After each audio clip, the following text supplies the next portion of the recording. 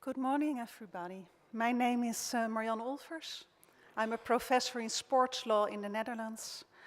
And one of my current research topics is about club ownership. So if we talk about white-collar crime, there are some club owners I know of today who are, for example, involved in match fixing, money laundering, corruption, and of course what we have seen the last couple of years, that we needed, for example, the United States, to get a grip on FIFA, for example. So corruption issues, and what we are going to talk today, we will talk today, for example, about player agents, players, and also about football leagues corruption. So let me invite the first speaker to the floor, and that's Alex Duff, who wrote a book about, which is called Football's Secret Trade, and it's about players. Thank you.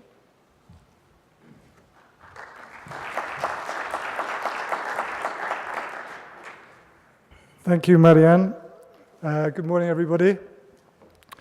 So, one thing before I start, this is a book which isn't actually about crime. It's so the title is perhaps slightly misleading of the section. Everything in the book, which I wrote with Tariq Panja, is actually legal. It's more about bending the rules than actually breaking the rules. Just to clarify that before I start. But the book is about financial engineering in the football player transfer market, which is a $5 billion market at least. And much of this engineering has been known as third-party ownership. So here's an example of third-party ownership. It's where investors buy the transfer rights of players. Now, this is an example of a player from Guinea-Bissau, Idan, who is now Portuguese, and investors bought stakes in him through his club in Portugal. And these were shell companies in, for example, Malta, Panama, Bahamas. Clearly, the ownership of these companies is not declared, so it wasn't clear who actually owned these stakes. Clearly, probably the player had no idea that investors were actually effectively buying shares in him. So they buy shares in him based on his future transfer value. And so when he is traded on, the investors get their return. And the reason the clubs sell these stakes in the players is because they need the finance quickly. And the banks don't really like doing business with clubs because, one, they're not very solvent, they don't have much money. They don't know, the banks don't know when they're going to get repaid. And two, if there is a problem getting repaid, then the issue blows up in the media. And the banks, it's bad publicity for the banks because then the fans see them as the bad guy. For example, happened with Valencia Football Club, which owed a lot of money to Bankia, the Spanish bank, and the bank found it in a very difficult situation because they were worried that millions of their clients were actually going to turn against them because they were calling in their debt to the club. Anyway, this is a simplification of how these kind of deals work. And so, as you see, they're very complicated deals. There's lots of financial engineering. And in 2015, there were 6,500 of these deals in the football transfer market. So 6,500 is a significant amount. Those are the ones which were declared to FIFA. Possibly there were many more. But anyway, this was not really a niche not, it's not really a niche thing. It's very extended in South America, Southern Europe. And I'll tell you now how this was basically the man who did more than anything for this business. An Uruguayan called Juan Figuer, who's now in his 70s. And in the 80s and 90s, he realized that there was this market. He could lend money to clubs and get a return back based on the transfer fees, which were then escalating. So in the 1990s, the transfer fees really took off because of the television money in European football, and clubs started to pay big amounts for players in Brazil. He wanted to get some of this, a cut of this money for either for himself or for other investors, and so he would loan money to clubs in return for these rising transfer fees. Very clever guy. He was a chess champion in Uruguay, South American chess champion, and he made very good contacts in Europe with clubs such as Bayer Leverkusen, Real Madrid, Atletico Madrid. So he became very wealthy, and all the funds were routed into a bank account in Panama. So much of this was going on. No one really knew about it until he was called before the Brazilian Parliament to explain it. And effectively, he got a rap on the knuckles. This was back in early 2000s, and nothing really happened. He carried on doing it.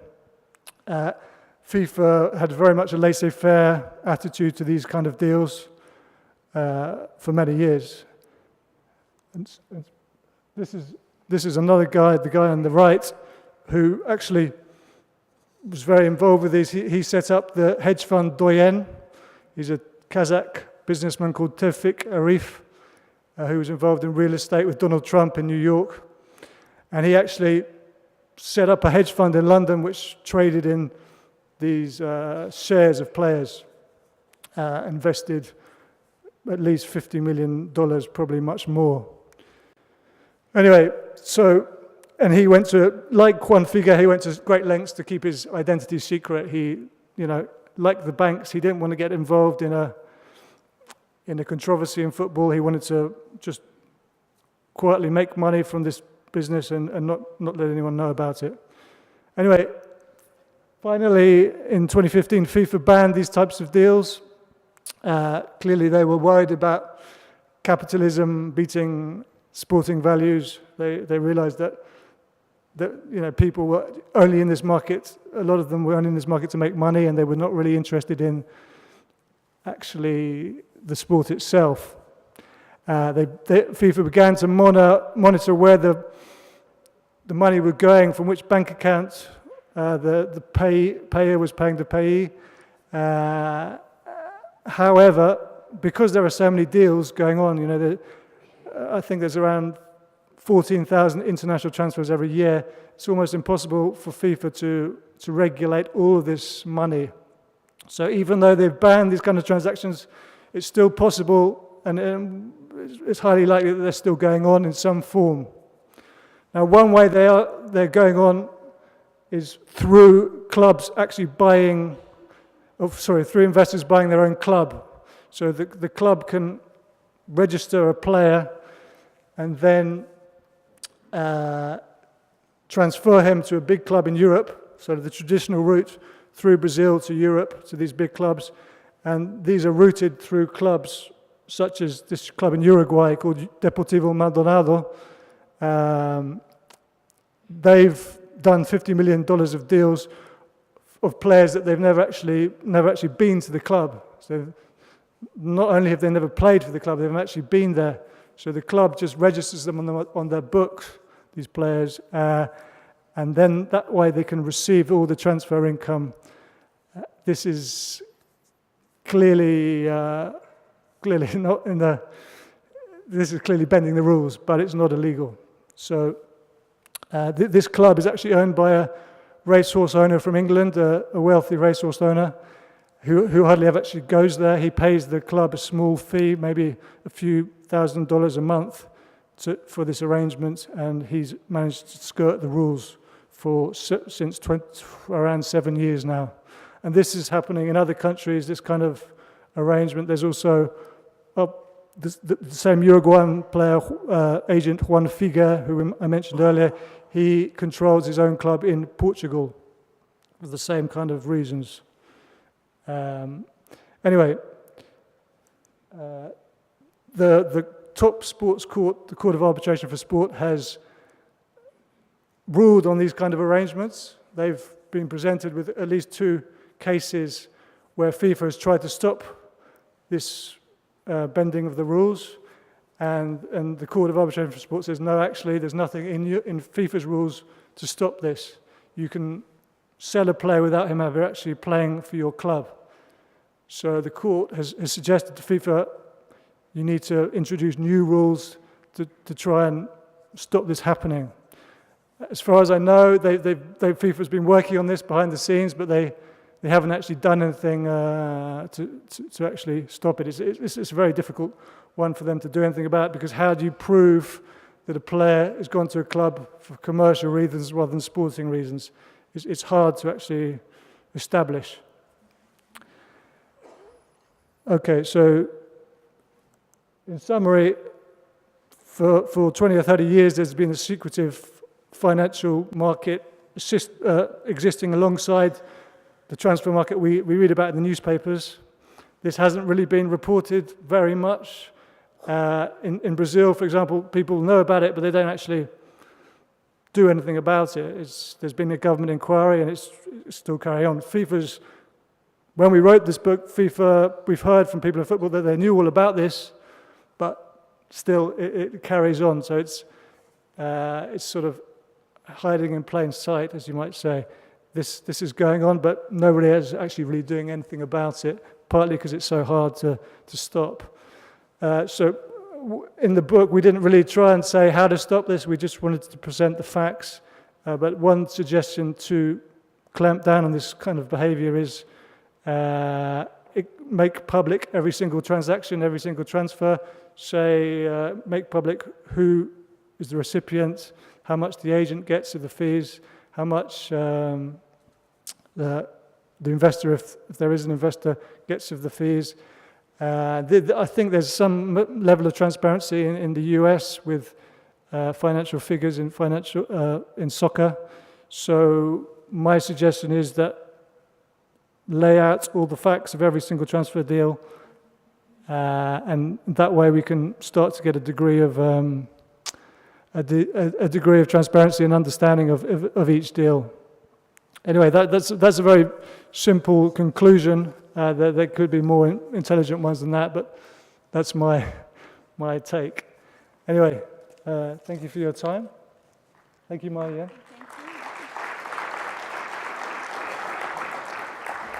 You take it.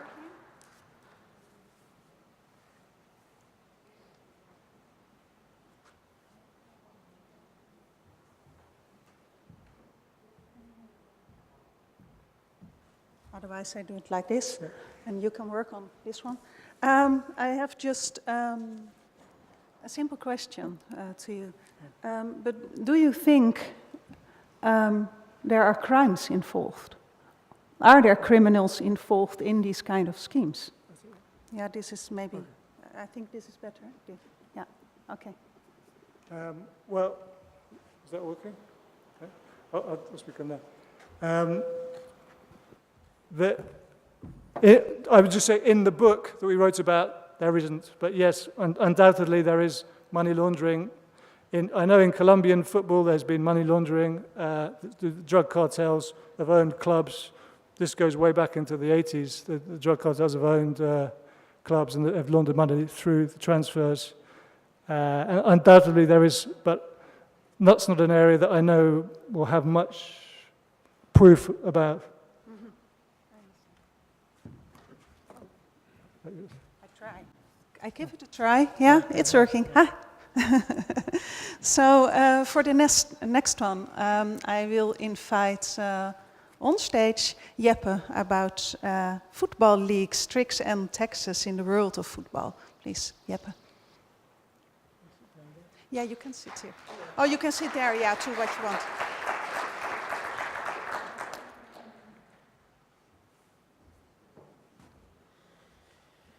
Oh, once again. That's better. That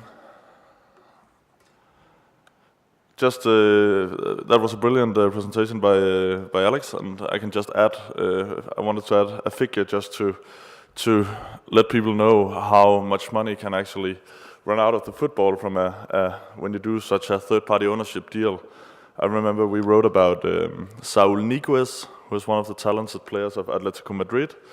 And back in 2011, Atletico Madrid sold 40% of his sales right for 1.5 million euros. And now his market value is probably around 50 million euros. So if that deal is still in place, they have to pay 40% of the 50 million euros if he's sold to an investor. That's a lot of money going out of the football. But I'll talk a bit about taxes and tricks. This guy, Cristiano Ronaldo, is definitely good at tricks, and maybe also tax tricks. Football leagues was a project we were 12 or 13 media partners who did last year. It was more than 18 million documents that were leaked to German news magazine Der Spiegel, and then shared with the media partners in European investigative collaborations. We were more than 50 journalists spending more or less more than seven months. We had the material in more than 7 months. And we ended up doing some 350, 400 articles in more than 10 different languages on these documents. And later on, there were a few other splashes of new documents. We wrote about a bit about third-party ownerships, a lot about tax tricks, and the tax tricks are the things I'll be talking about now. And they go all the way from complex company structures to like really simple tricks that is an easy way to save money, and which probably happens in all of your countries, I would guess, because it's so easy to do it. This is probably one of the more complex structures, the tax structure of Cristiano Ronaldo. So he made around 50 million euros a year as a salary from Real Madrid, where he plays.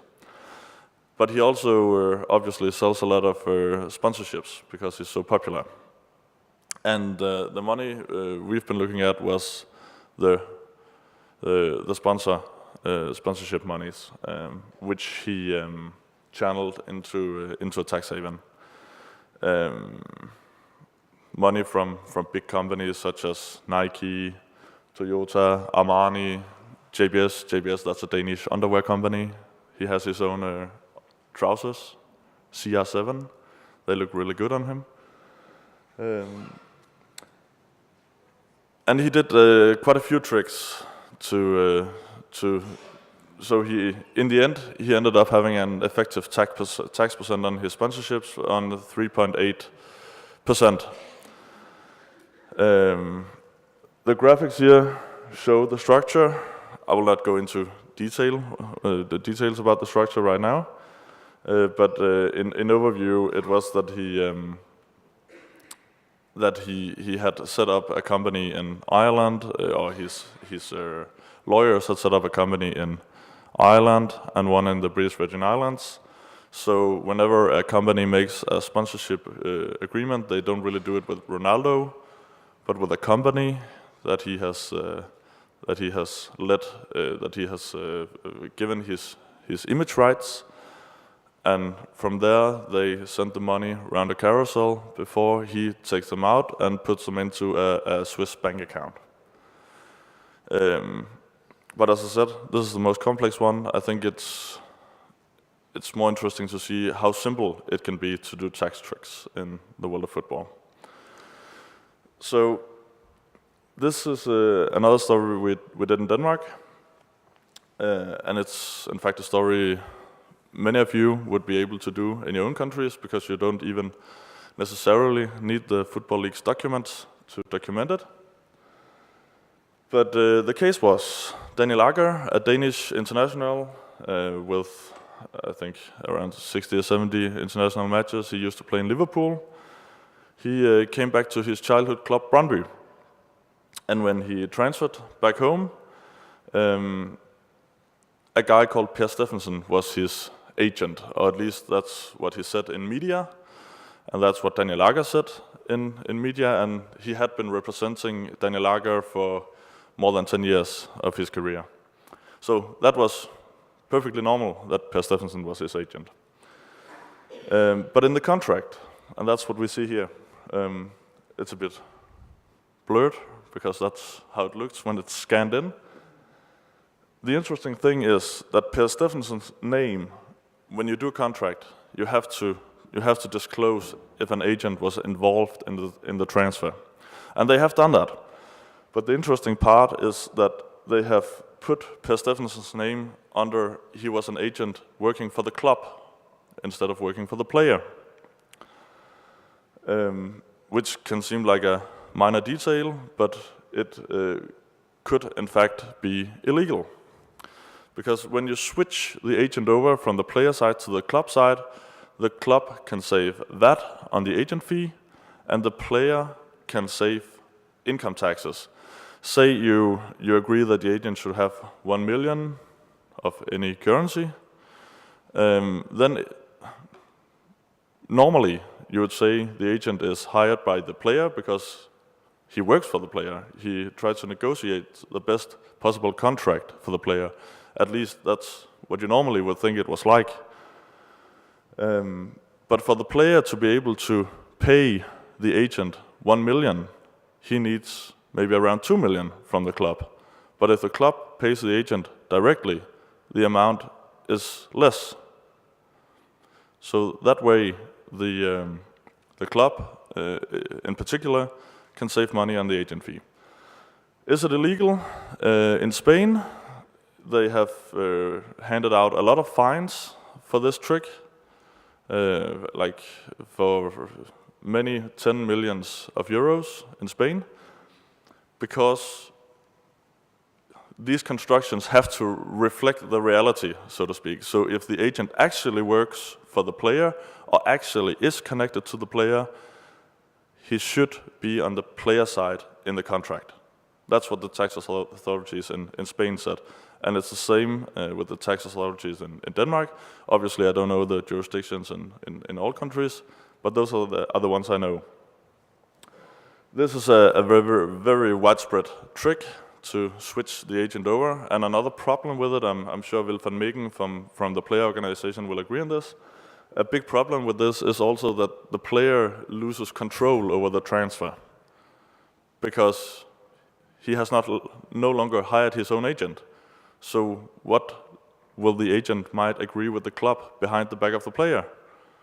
That's another problem, which probably isn't illegal, but it could be a problem. And as I say, this happens all over Europe. And if anybody want to look into it, take contact with me afterwards. There might be possibilities in every country, because a lot of this research we did on this was open source research. Another tax trick, which is in the same area, was about Paul Pogba. At the time, it was the biggest deal in the world. His agent, Mino Raiola, one of the biggest agents in the world, he made 49 million euros on this one deal. That's a lot of money. And the thing is, he was working for all three parties: the selling club, Juventus, the buying club, Manchester United, and the player, Paul Pogba. So he received money from all of them, and you can ask yourself, is that really possible?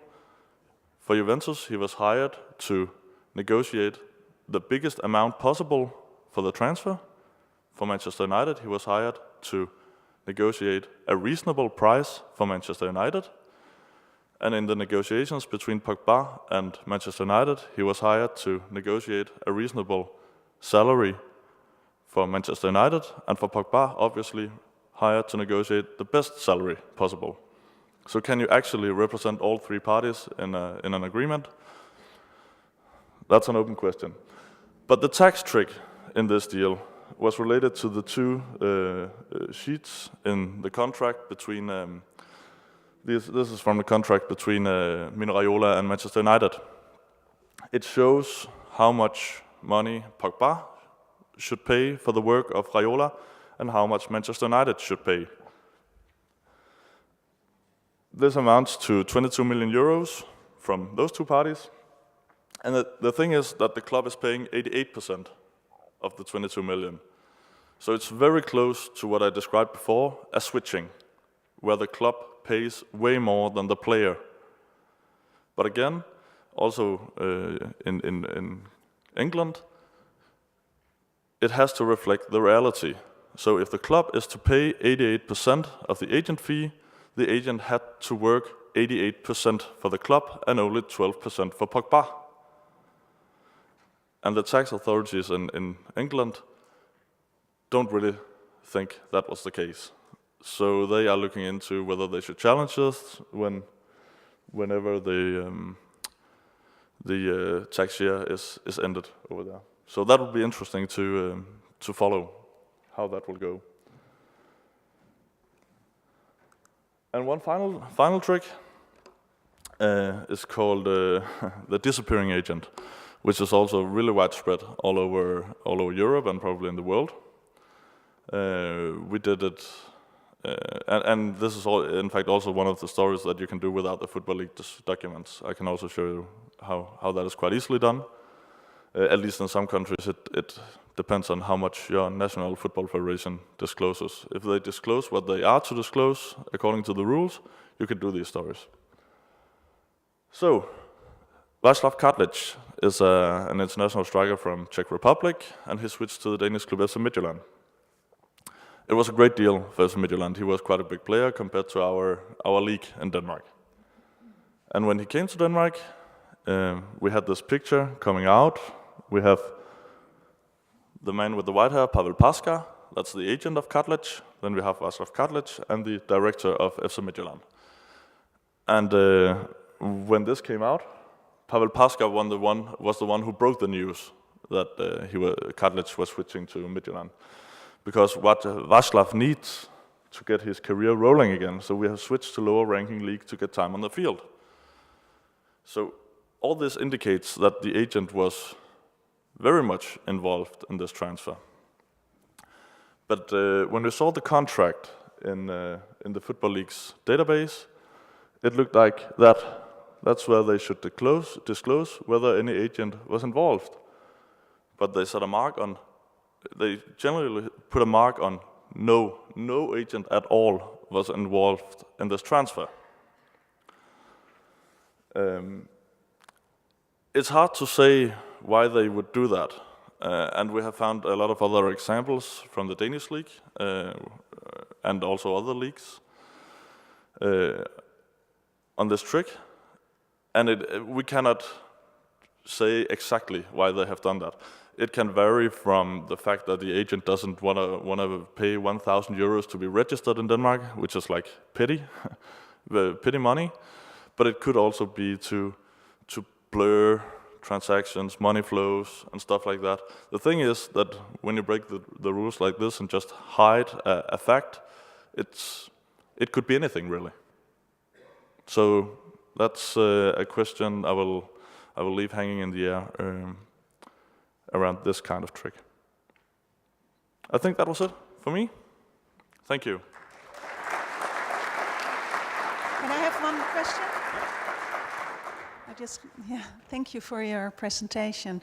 I have just one question. You know, we know that Ronaldo is of course very good with tricks with the ball, and you told us about all these tax tricks and disappearing acts and so on.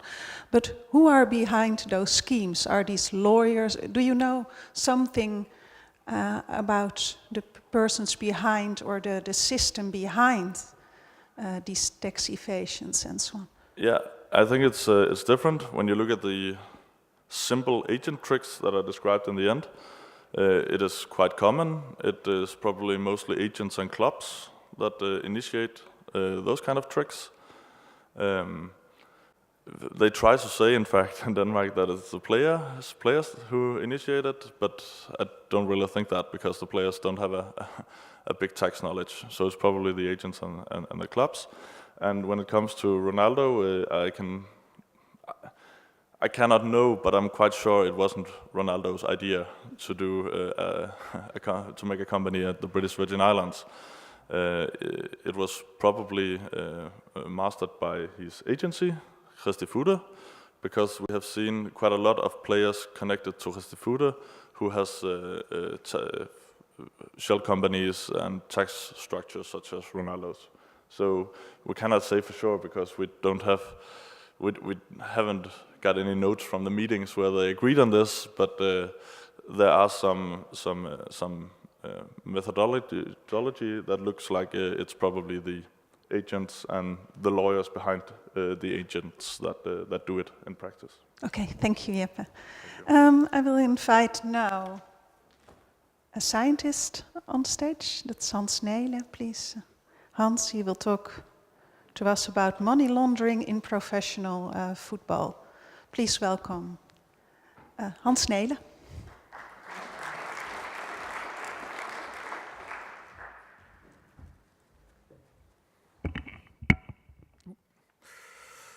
Yes, thank you very much, Marjan. I'm glad to be here.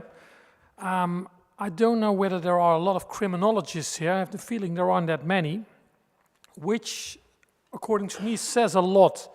Because as far as I'm concerned, I think as criminologists, we have ignored the field of sports and crime and the financing of professional football, which I will address briefly now, in particular.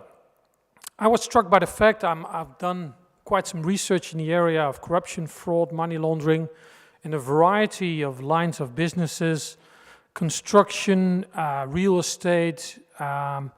We've been looking into the banking sector, and amazingly, especially during the financial crisis, it struck me that, well, football clubs, they kept on, building air castles without any abatement, so there was no holding back at that point of time, and, well, as we all know, many people suffered from the financial crisis. But if you looked at football in particular, not only transfers, but also how much money is being spent and is invested, and if you combine that with such a lack of transparency, a lack of control, what's going on there, that is amazing. We have developed all kinds of systems in our society to prevent and contain forms of money laundering. For instance, if we walk out this morning after this session, we walk to a bank with 15,000 euros in cash, probably that will be reported to the Financial Intelligence Unit in the Netherlands. And maybe this might lead to an investigation that people will want to find out why Hans Nelen deposited 15,000 euros. But the moment that somebody comes in and tries to invest millions of euros within a football club, we all tend to look the other way, which I think is amazing. I would like to start with what UEFA introduced a couple of years ago. It's a pity, by the way, that Michael van Praag is not here. It would be interesting to discuss this issue also with him.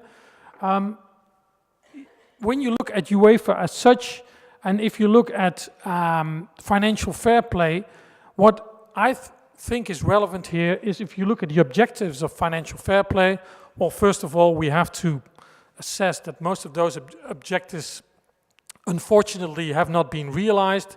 But especially if you look at it from a money laundering perspective, I would say there's much to do nowadays about corporate stability, I would say. How do we prevent those major clubs like Real, like Barcelona, like all the others, that they're already having enormous debts, and how do we prevent those debts to grow even further? So we are very much concerned about corporate stability, but the main question, and as a criminologist I'm interested in that, is where's all that money coming from? That seems to be not getting that much attention. So, if we talk about money laundering, of course, there are a variety of definitions in the academic world. I'm not going into that in particular, but the main thing, of course, the core element of it is that you conceal the origin of the money, where it's coming from. So you need some sophisticated tricks, at least, to not open up and to show to the world where your money is coming from. So you need all kinds of, you see that on the right if you can read it. In the literature you will find different stages of money laundering, meaning that, well, first of all, of course, you have to get the money into the financial system. For many, by the way, who are involved in criminal activities, that is no problem at all, because especially if they are fraudsters, if they are involved in major fraud schemes, they already have bank accounts. For them, it's very easy to start playing with the money and send it all around the world. And that is, of course, the second step you have to take, that you're going to mix all kinds of legitimate and illegitimate funds. That's a stage of layering that you bring together, that you use a lot of corporations, especially in specific areas around the world. And as the Panama Papers and the Paradise Papers recently have shown, this is something that is being done, by the way, not only for crime purposes, let that be clear, because that was already emphasized, I think, by the previous speakers as well. Many of those constructions are legitimate, at least using an offshore corporation as such is no crime. But it is interesting, of course, and we see all kinds of legitimate corporations and also illegitimate corporations at least using, and in some cases abusing, those stages. And last but not least, of course, if you have, well, a smoke screen, if it's not clear anymore where the money actually is coming from, then the moment arrives that you actually want to invest the money. And of course, then you can choose whatever you like. And many people, at least, especially those who are interested in the world of football, they would like to invest and, well, invest in either players or buying clubs, as was already explained before. So there has been some documentation. I must say, again, as criminologists, we are only at the start of looking into this. Interestingly enough, in 2009, so that's already 8 years ago, there was this assessment, this risk analysis of the Financial Action Task Force of the G20, and they already warned very seriously, be aware of the risk, because if you look at the sector as such, and I already mentioned, for instance, we know quite a lot about how money laundering schemes look like in the world of construction, in the world of real estate, but if you look at lines of businesses where their vulnerabilities are, then you could argue that it's not, even if we don't have that much empirical evidence of it, again, we are at the start of that, trying to look into that, and that is a very complicated thing to do. But as I must say, many journalists have already paved the way to a certain extent, because so far, most of the cases we know of were explored by journalists, and I think now it's also time for academia to get involved more and more. But I took the FATF report as a starting point again. Where are we at this stage? If we look at those specific risk elements, the first thing they mentioned three things. It's what's relevant here. If you look at the structure, if you look at the financing of the whole of the business, and last but not least, if you look at culture, which is always very relevant, to look at what are the main, what are the values, the norms, values in the specific lines of business. How do people actually, make deals? How do they neutralize and legitimize their behavior? Because in some cases, in many cases, people are quite aware that the things that they are doing, that what they are doing is illegitimate, but the moment that they start neutralizing that behavior, that they start saying, well, yes, of course, it's not always according to the law what we have been doing, but there is always this but, then, of course, that is an interesting to look into, and that says something about culture in particular. On the right, a small slide, but again, I'm not going into details in that respect, because how you could buy a small club, I think Alex already mentioned that, especially after FIFA banned third-party ownership, that what you see more and more, that people actually come in, invest money, buy clubs, and use that vehicle. Well, they put in the criminal money, but also with transfers of players, you can play with the money, and actually you can bring in money, and it may well be that in the end you lose money, but for many of those people that is irrelevant, because they have so much money in the first place that the fact that they can invest in a specific line of business which they like, for them is already a good starting point. Football leagues was mentioned. I thought I also include that on the slide because, again, football leagues journalism is highly relevant in this respect and has revealed quite some interesting details. 3 pictures on the right.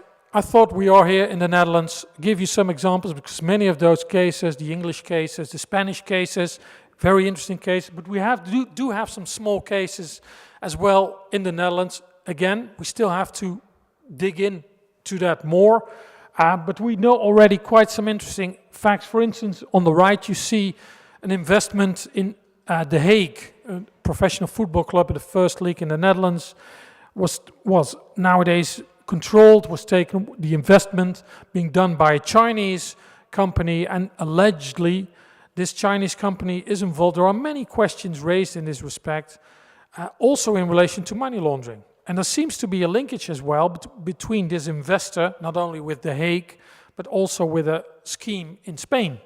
So here you see that one company that comes in, and again, the door was opened for them, please come in, because The Hague was in serious financial need, so they opened up the doors for them, and they started investing. Maybe you recognize the guy on the left. He was a very famous football player, Nicola Anelka. He's, by the way, he's not the investor himself.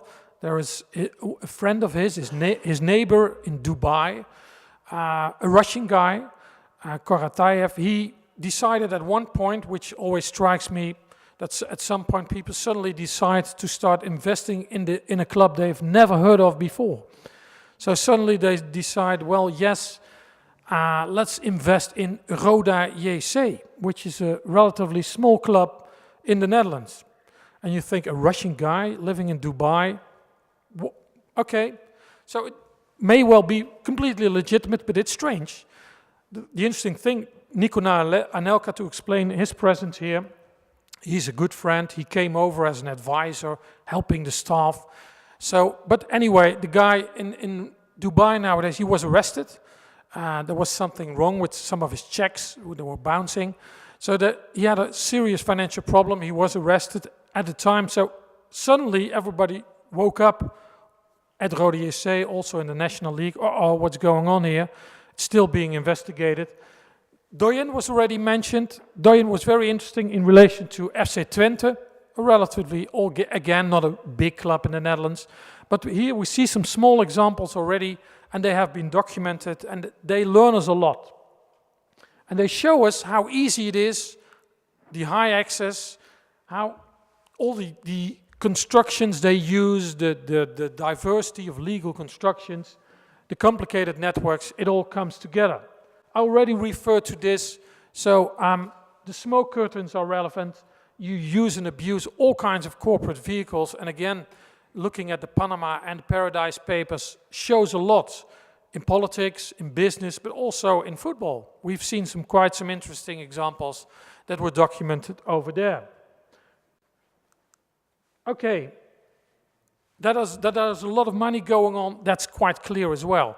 What's relevant for money laundering purposes, and I think that is a thing to emphasize here, you see that in real estate, you see that also in art, but you also see it in football, that if you are talking about a specific asset, and the value is a little bit intangible. You cannot say, well, is Neymar really worth 220 million? Who knows? Or is this player really... So the moment you can start playing with value, and that you can overvalue, and in some cases undervalue, then it becomes interesting. We've seen that with art, we've seen it with real estate. It gives you at least all the opportunities you need to manipulate.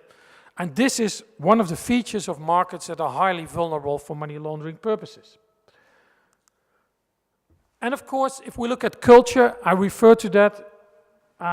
We see a guy here, by the way, also documented by journalists in the UK, because the Birmingham FC case, I would say, is a very interesting case, because Marjan just raised the question, is there serious forms of crime involved? Yes, there are. And this case of Birmingham FC, Carson Jung, showed that he was involved he had 6 indictments for money laundering back home in Hong Kong.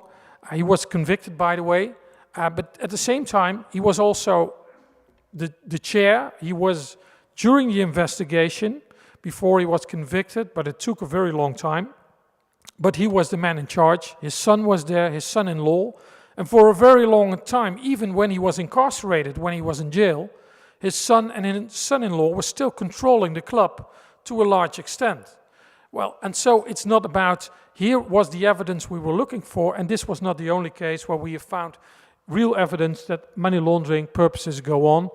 The interesting thing is, of course, that if we look at who's investing, people tend to know each other. We have some major, it's a gentleman's club. It's very inward bound. A number of people actually influence not only their own club, but in a variety of countries. And also the transfers of players. If you look at the number of players, it was just mentioned by Jeppe, how many players are being transferred, that is amazing. So that is a relevant thing. The fact that we all, in this group, it is also a relevant feature of a market, that if people for a very long time tend to look the other way. So all forms of, that is the meaning of the walls of silence. For a very long time, we didn't even want to know. So you wanted to belong. And still, I would argue that in many cases, that we see things happening and that we just ignore them. Well, I gave the example of Roda JC, an investor coming in. For a very long time, nobody gave a damn to a certain extent. I referred to the neutralization techniques, and I will slowly wind up. But just one slide in particular in relation to what can we do then? And that's a very complicated question. But I would say it is not only, you see a lot of accusations in the direction of the police and the public prosecutor, they are not doing enough. I would say that's the end of the line. It is very complicated to do this kind of thing, but it's a broad responsibility for a variety, and first of all, of course, for the clubs. It still strikes me that it's odd that you invite somebody to come in. Okay, you might be in need, and you want to do better in your own competition, but as long as you're not critical, and you do not raise specific critical questions, that is strange. So there is a responsibility at the club level. I would say there is a huge responsibility at the association level. We've seen examples, the case I just mentioned, the Birmingham FC case. For a very long time, the National Football Association did not do a thing. They have this fit and proper test in the United Kingdom. You could say you had some possibility actually to look into it. Is there any screening mechanism? Yes, sometimes in some countries on paper. But if you actually look how it's been applied, it's relatively poor. So we have sometimes, we do have some rules, but they are not being enforced. So you see, you can do a number of things at different levels, either in a preventive way or repressive way. You can do it privately, because most associations, of course, well, they are private bodies, but they do have rules, they do have regulations, they do have, like FIFA, they have data on all the transfers, all those 6,500. There is a system. The problem is it's not accessible for us. And that is something also we have to take into account. What those systems show are mainly the transfers, how they look like on paper. And we do know, especially in money laundering cases, that the reality is not always reflected by what we see on paper, that parts of the transaction are kept out of the books, that they have used all kinds of loops and all kinds of tricks, so that what you see, what you get in the normal registration models is not always reflecting reality. Okay, now I really close.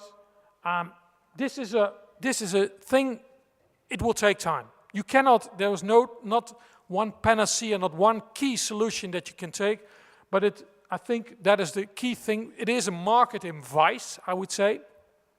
You can call it that way, and you have to change a culture. And I quoted here John Ruggie of Harvard. He made this remark in relation to FIFA. and all the problems they have with blood, but I think it also applies to what we have been discussing now. And you need a mixed strategy. So it's not only about sticks and trying to do so and punish people, it's also by persuasion and trying to change culture from within, which is extremely difficult.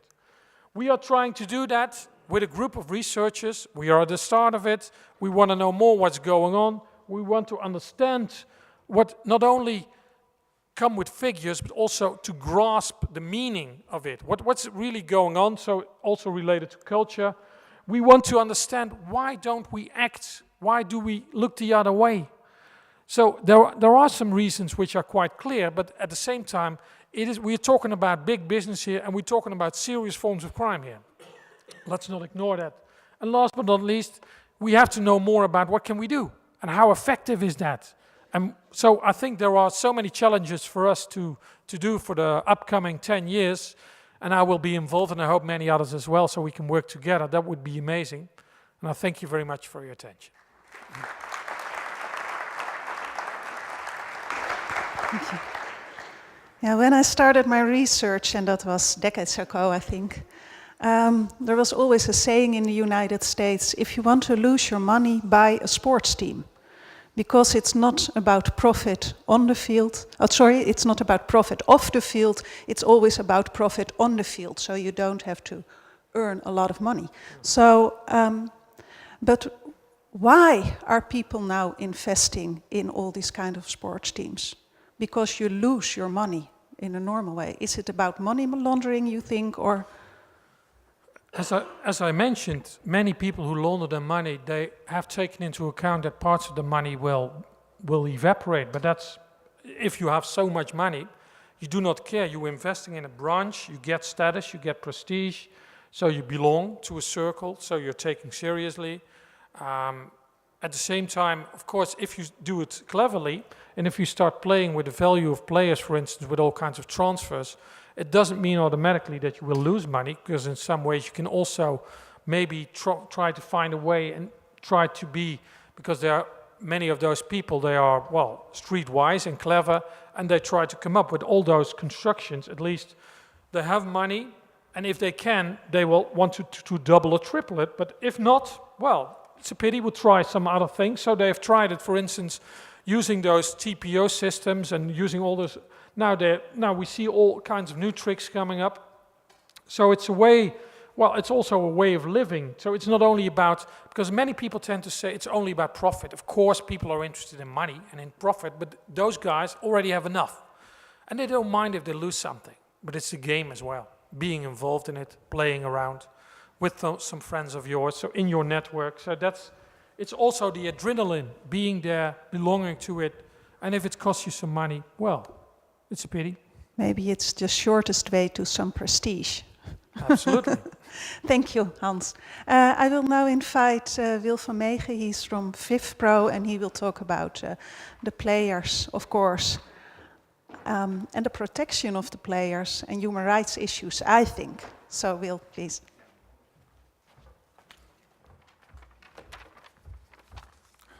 Very good morning to you all.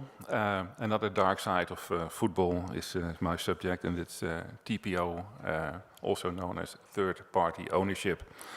And just to be clear, with ownership I mean ownership of human beings. Well, first it's important to have a short look back how this all came about.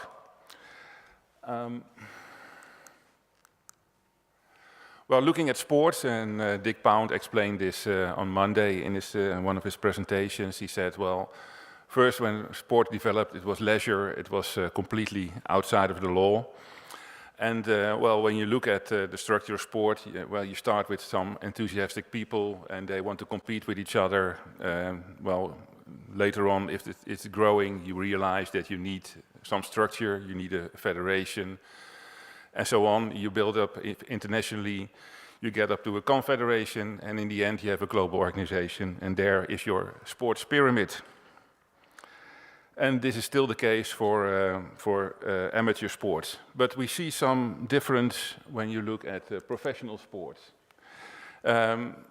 because of the commercial interests, you can see that well, the professional organizations are not completely in the pyramid anymore. They're somewhat outside of the pyramid. And when you look at the situation, it's more the power to the federations and to the clubs. When we go back to the previous situation, the amateur sports, you can say, well, the players themselves, they have some influence. But looking at the situation for professional sports, you can say that the players, they lose their influence. Giel Warners yesterday said, well, the athletes have to remember, the sport administrators have to remember that they once were athletes. And well, I think in football there's a complete amnesia regarding this, because talking to those clubs, federations, there are many sports administrators who have been a football player, but they forgot how it was at the time. So there is no direct say from players anymore in clubs. And well, looking at the democratic principles, they are also not there anymore. Well, we have maybe one exception in Holland, and maybe Marjan can tell something about this because she was involved. In Ajax, there is still some member involvement from players, former players, etc. But to continue on the position of players in professional clubs, yesterday in one of the presentations, it was said, well, professional players, they have the protection from labor law. I must disappoint you on this, because looking at the UEFA territory, there are at least 12 countries where players do not have a worker status or an employee status. So they don't have the protection from the labor law, and this makes them, in fact, vulnerable. And looking at the development of football, we all know that the whole situation, the professionalization, it materialized in a transfer system. And it took a very long time to realize that this system was illegal. We have, of course, the notorious Bosman ruling, and which was followed up by measures by FIFA. We had the regulations on the status and transfer of players in 2001. And in fact, you can say, well, this is the new reality of football. And it's mainly directed, the new regulations, on the protection of player contracts. But if you look at this, you can say, well, it's only a one-way alley, because the protection is not directed to the players, but it's directed to the clubs. Well, because in fact, the retainer system under the transfer system is still in place, only we have new mechanisms. Well, what was the outcome for players? Well, to give you just a very serious example, we observed in Romania that as a way of strategy, clubs declared themselves insolvent. There was an administrator outside of the football federation who was in charge. Players, because of their contract, were obliged to play. But the club was insolvent, could not pay the salaries. The players were not workers, so they couldn't benefit from the EU directive on insolvency. And they had to wait until they are sold by the administrator to another club. And, well, looking at the financial situation, they were on the balance sheet, the players, just like the tables and chairs and cars and real estate for the club. So this is the situation we ended up under the regular situation. Looking at, in fact, club owners, they are the ones who decide where to go for a player. And in fact, there is no real choice for players. Well, we heard the name of Neymar this morning, but it's the very, very top layer who can decide. And even in the Neymar case, it was decided for him where to go. But you can say, well, there is contractual freedom. In theory, it is But what happens if a player does not agree? Well, there's a range of measures to be taken against such a player, and I'll discuss some of them with you.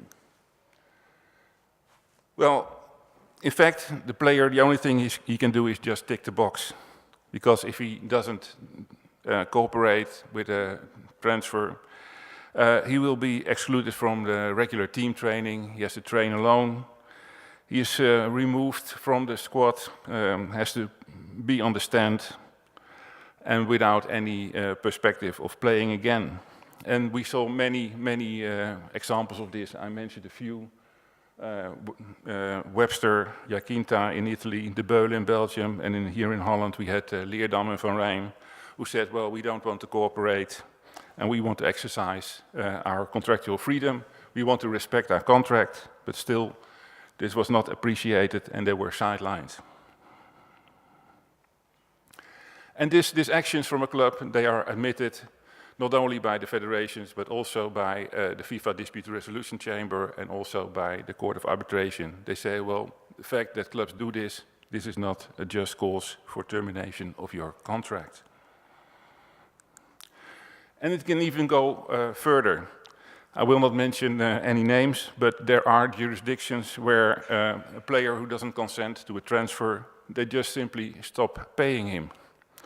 And then there's a rule in FIFA that after 3 months you can terminate your contract.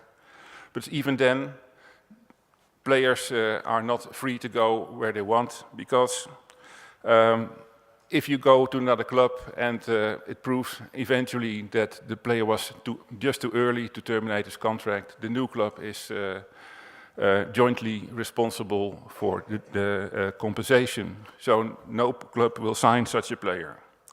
So in fact, you can say, well, not consenting is a career threat. Well, and the question here is, can it get any worse? And the answer is yes. The TPO system makes situations even worse for the player. And it is important to see what is third-party ownership. It's not a legal term, but it's developed in practice. And globally, there are 2 ways of third-party ownership. It's about external financing of players. First, you can say, well, an external finance company says to a club, we will help you to buy this player, which you can't afford yourself. And the other one is that you say to a club, we are responsible for the training and education for this player. But the main issue is that such an investor wants, of course, his return, and he wants to have a share in the transfer sum of this player. But the point is that he has to be transferred, otherwise there is no revenue. And most of the situations, and especially for the young ones, the ones who are trained, these players are unaware of being under third-party ownership.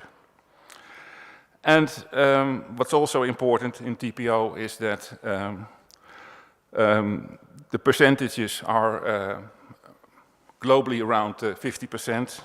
But we'll see in the next slide, looking at Sporting, in the Rojo and Labiat case, we saw through football leagues that the share of the club was reduced to only 5% of the sales. So 95% of the revenues of the transfer went outside of the club.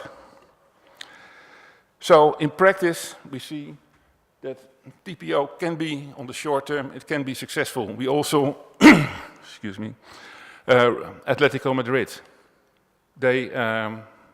their way of financing is very much based on third-party ownership, and they were very successful in obtaining the right players and to sell them and to have a successful model up till now. But we also saw clubs like Sporting in Portugal, and here in the Netherlands we saw FC Twente, who had catastrophic effects from third-party ownership deals. And well, looking at this third-party ownership, you can say, well, if there's an investment and you get something in return from the transfer sum, that's okay. But it goes even further, because the investor, even if the player is not sold, not transferred, then still the investor gets his money back because of the fact that it's a loan. So here you see it's a win-win situation for the investor. And looking at the practice of TPO, we can see what happens and what do we know. Well, the point is that this is all about outside of the sports pyramid and outside of the scope of control of the federations. So we just know very little, and football leagues was very helpful just to reveal what was going on in practice.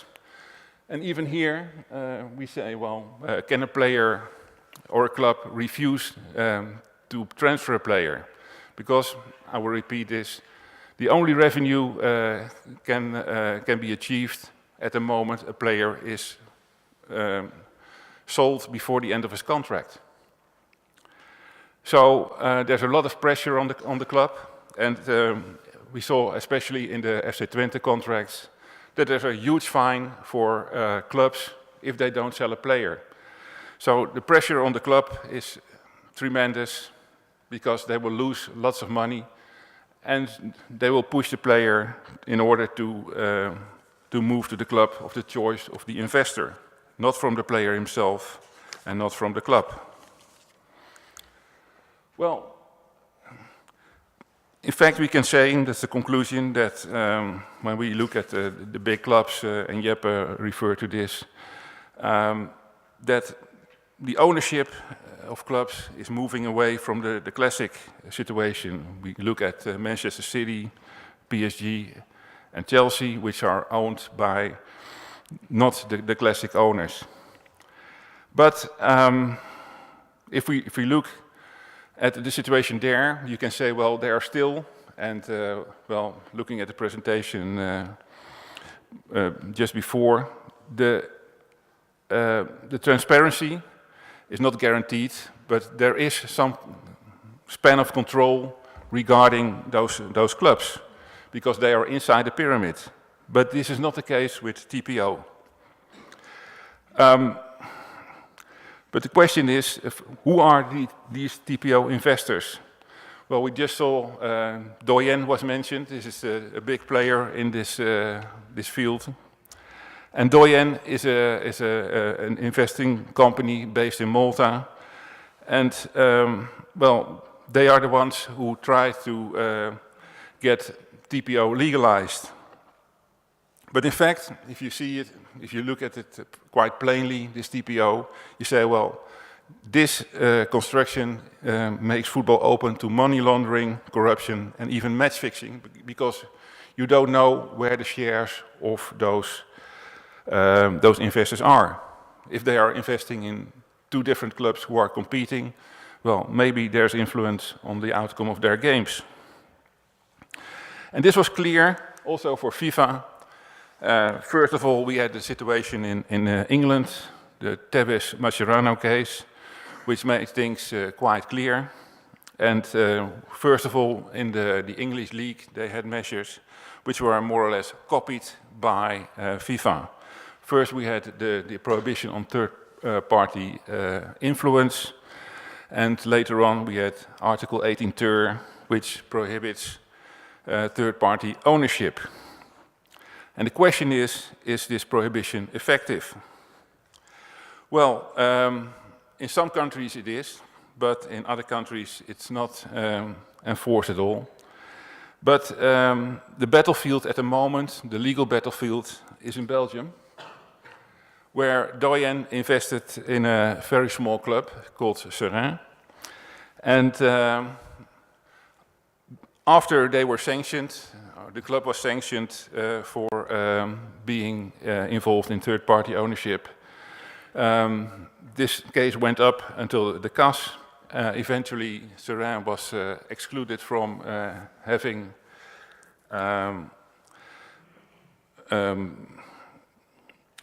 prohibited to sign new players for a period of 4 years.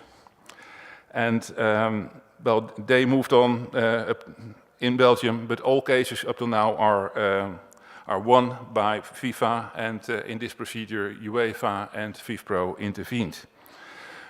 Even it proved that the situation regarding this third-party ownership was a criminal complaint in Belgium. The intermediary rules prevent without any permit to do this kind of practice. But the big problem is still in Spain and Portugal, where the leagues thoroughly tried to defend third-party ownership. I'll get to the FIFPro point of view regarding TPO, very simple one. Players are not assets. And in fact, we think that because players are also human beings, that they deserve protection. We have an image problem as football players, because most people think football players are rich.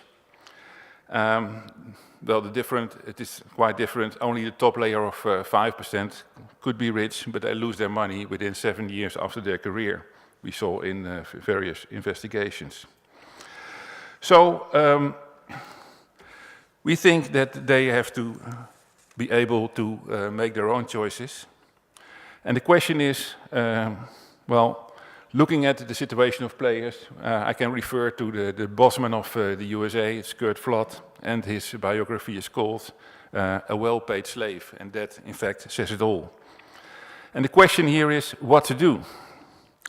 It's time to pay more attention to the human rights aspect in sport. And we saw many presentations here these days regarding mega sport events and human rights. I think that's the right way to deal with it. And I will close with a quote from Gianni Infantino, the current president of FIFA. And he says, TPO raises ethical and moral questions. Is it appropriate for a third party to own the economic rights to another human being and then to trade these assets? This would be unacceptable in society and has no place in football. Thank you.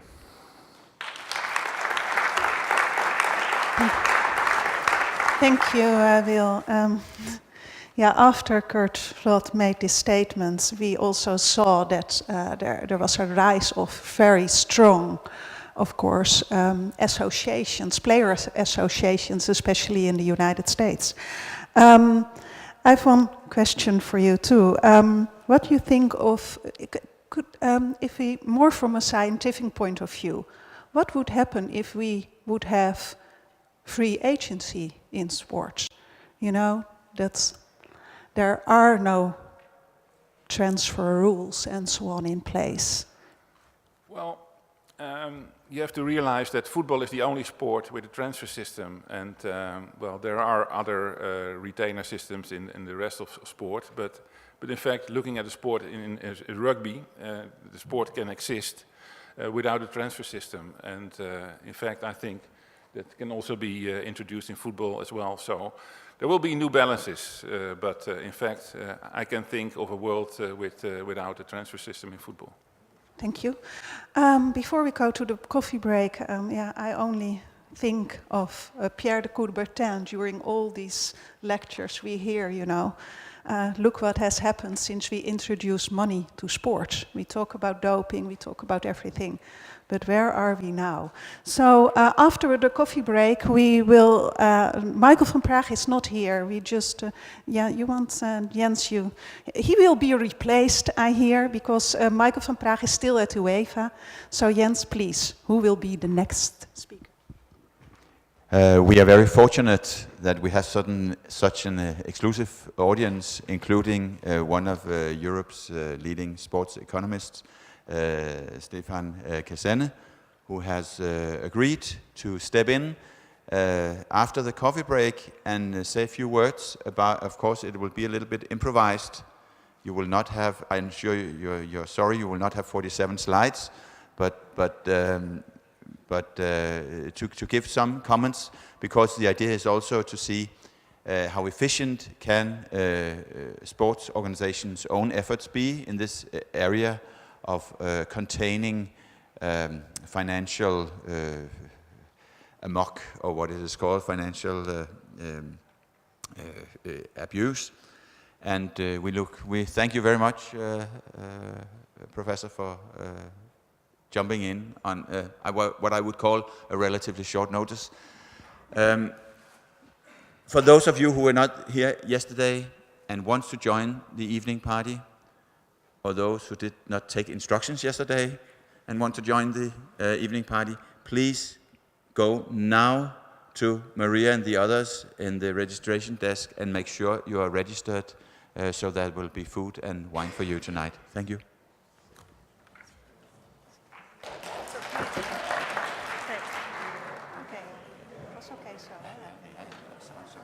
Very interesting session. I've been a little on and off.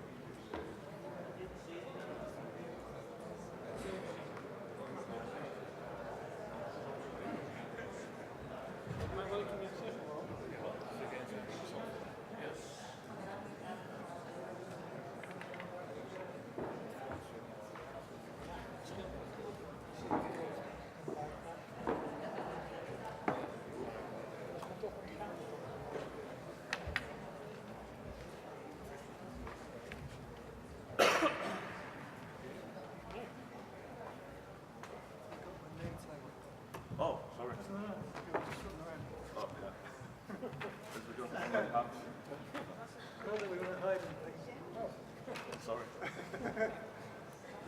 Transparency. Oh, we can try to find out whether they know. Change.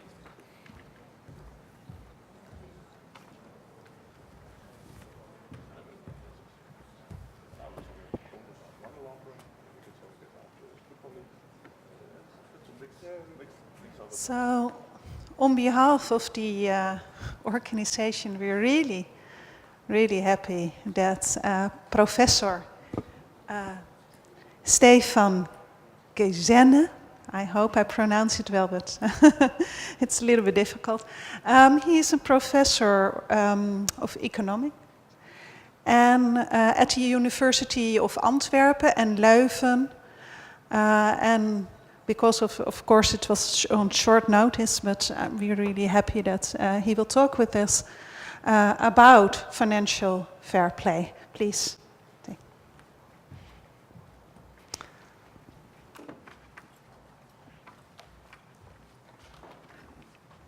Okay, good morning. Jens asked me half an hour ago if I want to say something about financial fair play. So I will be very short. I haven't prepared anything. I have no slides. But I've had a doctoral student who had done some work on financial fair play. He's working now at Erasmus University here in Rotterdam. And what I start with is, you probably all know what financial fair play is all about. It was a policy by UEFA, but primarily to stop the impact of sugar daddies in sports. You know what sugar daddies are? Big investors who spend a lot of money in sport, not for making profits, but just for being the owner of a prestigious team. They consider investing this money in sports as a consumption good. Just like you spend money on going to a restaurant, you don't make profits by going to a restaurant, you spend a lot of money, but you have some satisfaction from the good food that you got or the drinks. That's the same thing for these investors. They just are willing to spend a lot of money on a consumption good, which is being the owner of a sports team for their own prestige, but not for making profits.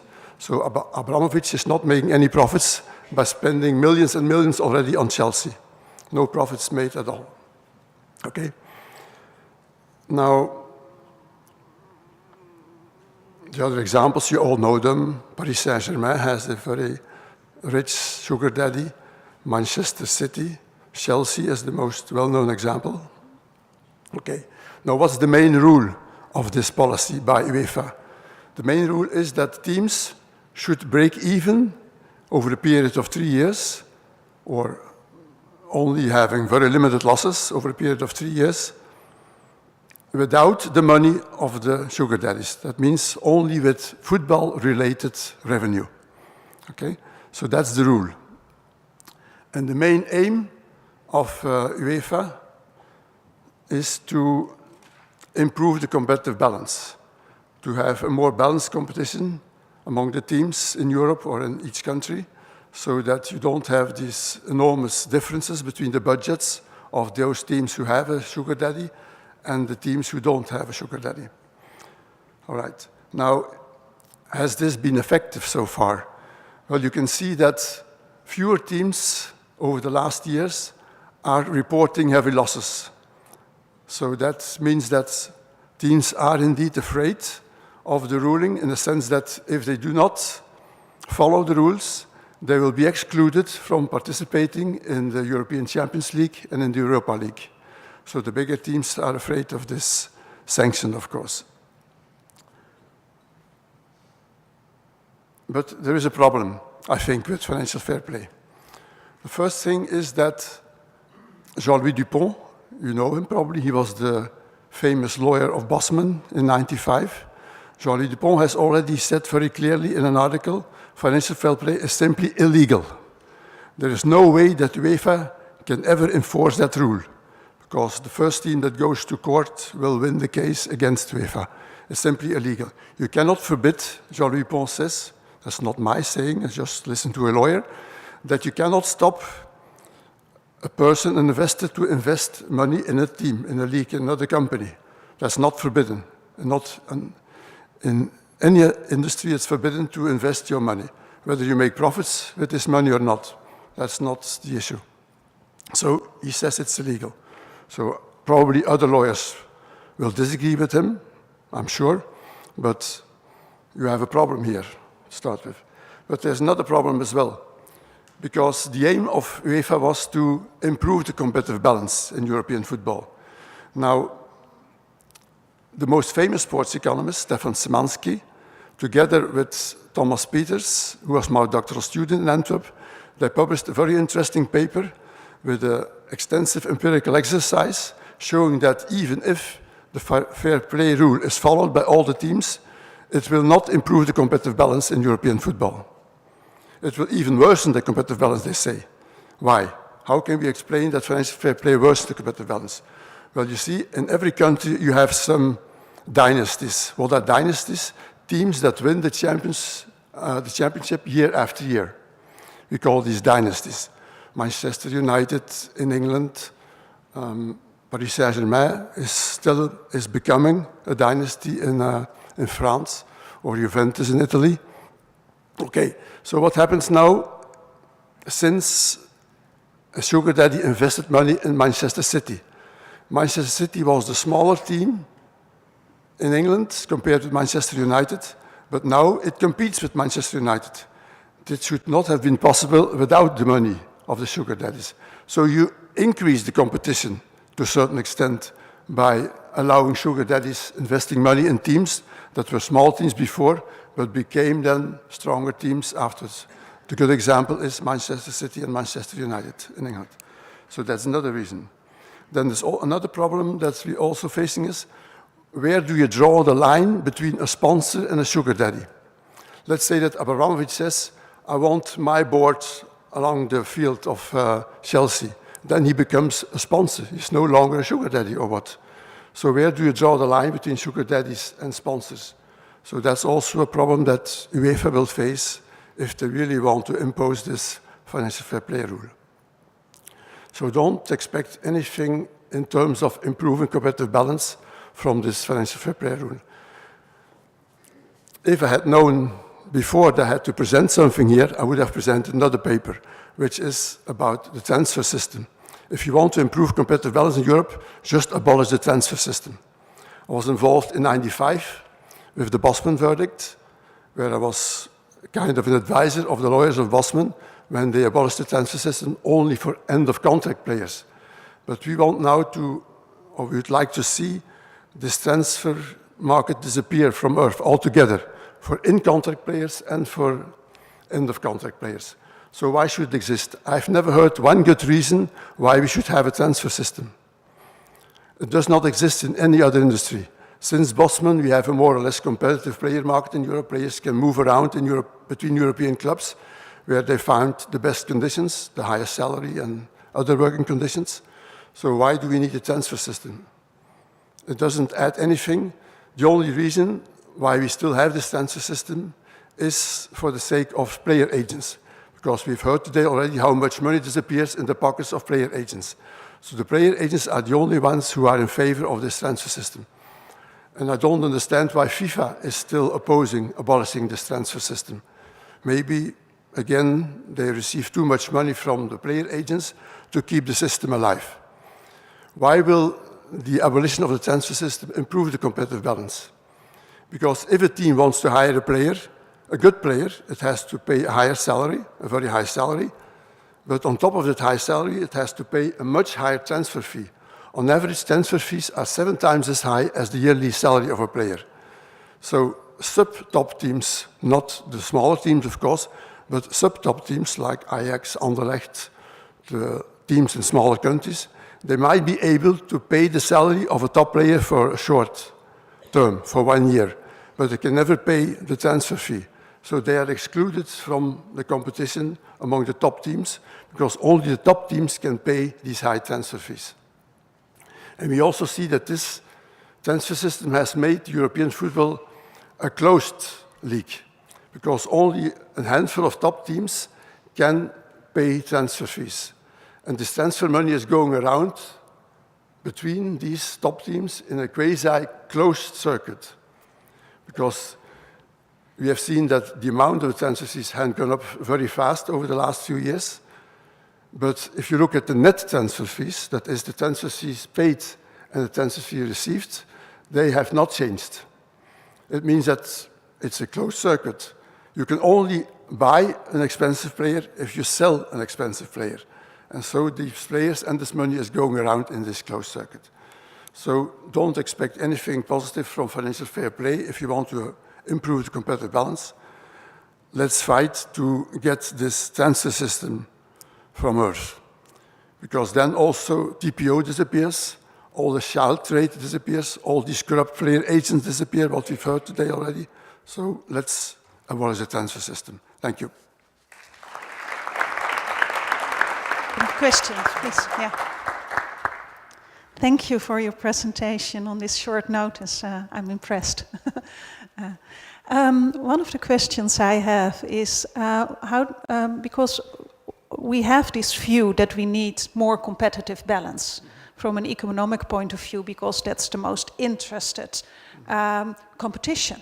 Because then some other clubs will win sometimes, and that makes it more exciting, and then we earn more money or something like this, I think, from an economic perspective. But how do you look at, for example, at salary caps or something like this? I think if you talk about competitive balance, it's not very convincing if you look at the empirical research that has been done on competitive balance, that it has a positive impact on attendances and on the money that comes into sport. But we have to make a distinction if you talk about competitive balance or uncertainty of outcome between what we call within season uncertainty of outcome. That if you look at one season, how strong is the fight there to become the champion? This has had not a very strong positive effect on attendances or on public interest. But if you look at long-term competitive imbalance, that means if you look over a period of 10 or 20 seasons, and you say always the same team winning the championship, what we call these dynasties, it has been shown that the dynasty effect is still there. If you can get rid of dynasties, then you might improve the number of spectators. So I think it's important to make this distinction between within season and between season competitive balance. Between season competitive balance has been shown to have a positive impact on attendances and on the money that comes to sport, but not within season competitive balance. So that's important. Salary caps is then something that exists in the United States, and this has been shown as the only measure, said Rodney Ford, a famous sports economist in the United States, said salary caps is the only measure that was capable of improving the competitive balance in the major leagues in the United States. But there you have to make also a distinction between what is the aim of clubs in the United States and what is the purpose or the objective of clubs, football clubs in Europe. Then we see that football clubs in Europe are not interested in making profits. If they're interested in making profits, then they're very poor businessmen because they don't make profits, they lose money. But that's because their aim is not to make profits, their aim is to win. Win maximization is a much more realistic objective for teams than profit maximization. Now we have had in Europe football or in any other sports in Europe, we don't have salary caps. We have had a kind of salary cap, it was a European variant, introduced by the G14 a couple of years ago. You know, the G14 no longer exists. It's now the ESA, European Club Association. They had a variant of the salary cap in the United States, which was in fact how did they call it again? A wage turnover cap. So the percentage of money that you spend on players' salaries should be kept.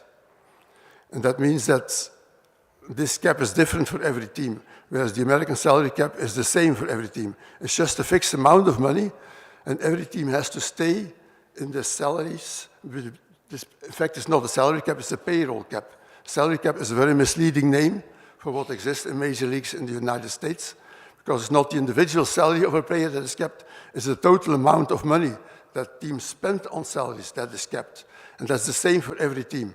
That's completely different from the European variant of this wage turnover cap, because the wage turnover cap is different for every team. If you have a large budget, you can spend 50 or 60% of the large budget on salaries, then you can spend a lot of money. If you have a very small budget and you can only spend 60% of your small budget on salaries, then you have very little money spent on salaries. So, and then you can show, and it has been shown, that this G14 variant, which was just a gentleman's agreement, it has never been a rule, that worsens again the competitive balance. For the same reason that financial fair play worsens the competitive balance, also this wage turnover ratio cap of the G14 worsens the competitive balance. In European football, it's hard to imagine how the American salary cap should be introduced. We have a different situation in Europe compared with the closed leagues in the United States. So I don't think that salary caps in European football will ever make it. Thank you. Is that an answer to your question? Yes, that's an answer to my question. Please, I will invite you to the panel. Yeah, I was thinking a lot about sugar daddies. I never seen sugar daddies in that perspective, but once I was in the board of the supervisor. I was part of the supervisory board of Ajax. Will told you so. And then I was sitting next to an old man, and it was Ajax was playing Real Madrid in Madrid, and I was sitting next to a pretty old man, and he asked me, "How did you come up here?" And I said, "I was selected by a commission." And then I asked him, "How did you come up here in the board of Real Madrid?" And he told me, "I just paid 1 million euros. So, talking about sugar daddies. Let's go to the panel. Are there any questions? Oh, there are many questions. So, is there someone who wants? I will point here, the man in front. You all wear black, so it's a little bit difficult to say the man with the black jacket or something. Please. Hello, my name is Marjan. I'm a Hungarian sports journalist. I would have two really brief questions. The first one for Mr. van Megen. That I spoke to a youth player who plays for a prominent European club, and he said he was approached by another club advising him to break his contract off if he wants to leave, and they're just going to pick him up from the street, so therefore they don't have to pay as much money. Is there any practices put in place to prevent these sorts of, let's say, tapping up? And my second question would be, is there a realistic danger of agencies bypassing TPO by basically buying off small and financially unsustainable clubs and using them as vehicles for selling players? Yeah. You asked the question, I think, first to Will, maybe? Yeah. Well, looking at the young player, the way to protect, well, we have the contractual stability in football, and this means that within this contractual stability, a contract cannot be terminated without consent of both parties.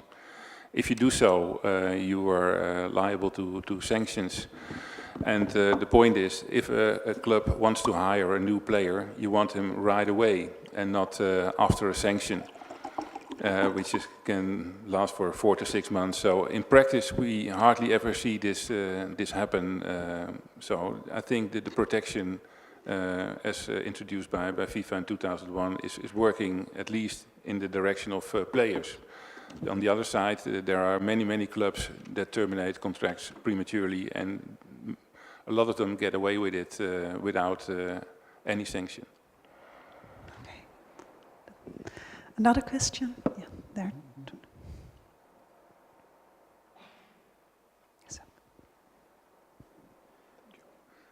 Hello, my name is Idan Megen. I work for a small NGO called Player. We have tried to document cases of human trafficking of young footballers. So I think they're a group that has not been mentioned. There are a lot of youth that don't make it even to professional football, but before or on the way exploited. For example, we were contacted by the Berlin Football Federation some weeks ago that young Brazilians, 12, 13 years old, were playing for Berlin football clubs, amateur football clubs. So I wanted to find out, since you have mentioned nobody seems to be responsible, everybody's pointing at somebody else. and then somebody quickly says, oh, there's a football rolling there, so let's watch football. What about human rights law? What about international human rights standards like protocols against human trafficking of minors? Would it be a way to establish cases of precedents to tackle some of these issues? Wilke, yeah. Well, looking at the situation of minors, which I did indeed not address, but there are quite strict regulations for minors. It's not possible for minors under 18 to transfer internationally. The example you mentioned from Berlin clubs, I do not know, but we saw other examples of this, and this could lead to serious sanctions. But the problem here will probably be that those players are not registered for those clubs. Maybe they are playing in a friendly competition. It's the same which happened, in fact, in Barcelona, where the players, very young players, were in fact hoarded from other countries, and they were not registered. And also in Spain, we learned recently that there are different registration systems between the regions in Spain and the national federation. But generally speaking, I think well, we need to be quite aware that these practices happen. But I think the current TMS, the transfer matching system for minors, is filtering out quite a lot of these situations, and so that the FIFA can intervene. But the problem here is if the player is not registered, it will be a difficult job. But the club can be sanctioned by the national federation or by FIFA for, in fact, having foreign players on board which they shouldn't have. Yeah, and I think the European Commission is also quite active, I think, in the field of the protection of minors. Yes. Okay, another question to... Yeah, here.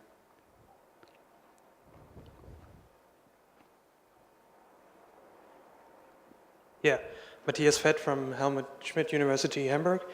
I have a question for Mr. Brock, but it can also be answered maybe by others at the panel. Given the messy tax fraud, he was sentenced to less than 3 years in jail, and that was later on by the Spanish court transferred into a fee by almost 100,000 euros per month, and so he paid his fine. You uncovered the tax fraud of Cristiano Ronaldo, which is about 7 or 8 times higher the amount that Messi was sentenced for, and the Spanish law says that for that amount, meaning more than 10 millions, there is no possibility of paying that as a fee. There is only prison. Do you think that the Spanish court would go that far and would sentence Cristiano Ronaldo to have time in prison? Jeppe.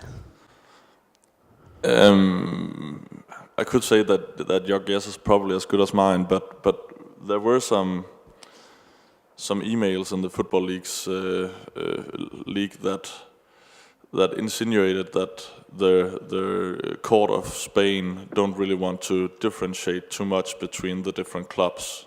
So if they give a player from Barcelona a certain penalty, the one from Real Madrid would probably be around the same. Whether that will happen here, in fact, the whole Ronaldo tax case was quite interesting to look at the emails around it, because there's no doubt that they start getting scared when they saw the Messi case. That's when it, in fact, we're not even sure they even wanted to declare anything to the Spanish tax authorities of his income. But when they saw the Messi case, they started to discuss how they should treat all his income from sponsorships. So that did make a big impression on his lawyers. So they have definitely themselves been looking at the Messi case when evaluating what to do with the money of Ronaldo. Whether they will go further, I can't really say. I don't know the Spanish tax system well enough. I can conclude the same as you, that it's in principle a bigger case, but whether that will lead to a bigger sentence, I'm not sure. Okay, thank you.